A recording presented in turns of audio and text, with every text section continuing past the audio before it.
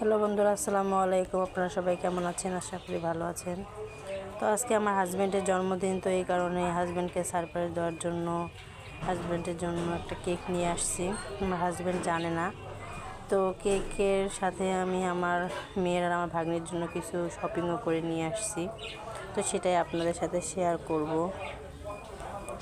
তো আমার মেয়ের জন্য আমি বেশি কিছু কিনি নাই, তো দুটো জামা বাসা পরার জন্য আর হচ্ছে ঈদের ড্রেস নিয়ে আসছি। যেহেতু গরমের দিন, এখন ভারী জামা তো পরতে পারবে না, তো এই জন্য দুটো সুতি জামা আর একটা হচ্ছে ঈদের ড্রেস নিয়ে আসছিলাম। আর ওর খালামণিও কিছু ড্রেস নিয়ে আসছিলো, সেটাও আপনাদের এই ভিডিওতে দেখিয়ে দিব।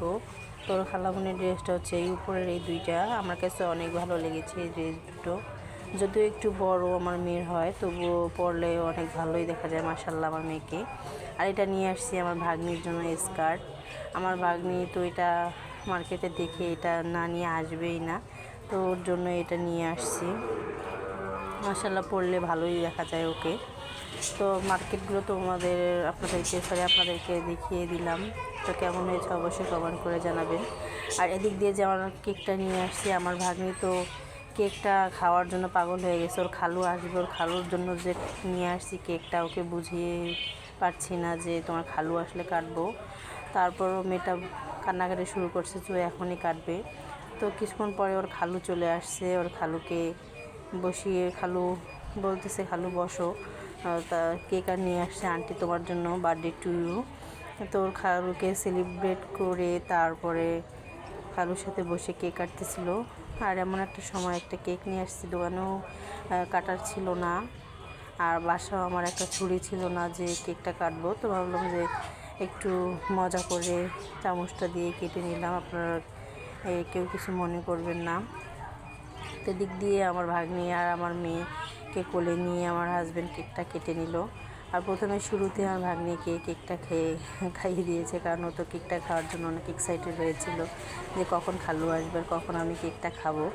তো আমার ভাগ্নি কিন্তু খাক আর না খাক, ও কিন্তু মানে কেক দেখলে অনেক খুশি হয়, যে বার্থডের জন্য অনেক খুশি হয়। যেহেতু ওর সবসময় বার্থডে করা হয়, ওর এগুলোর প্রতি একটু বেশি হয়ে থাকে আর কি। তো কেকটা আমরা খেয়ে দিয়ে তারপরে আমার হাজব্যান্ডকে আগেই বলেছিল যে কেক নিয়ে আসছে বার্থডে টু, দেখেন বলতেছে কীভাবে। আমার হাজব্যান্ডকে ফ্রিজে নিয়ে দেখাচ্ছিল যে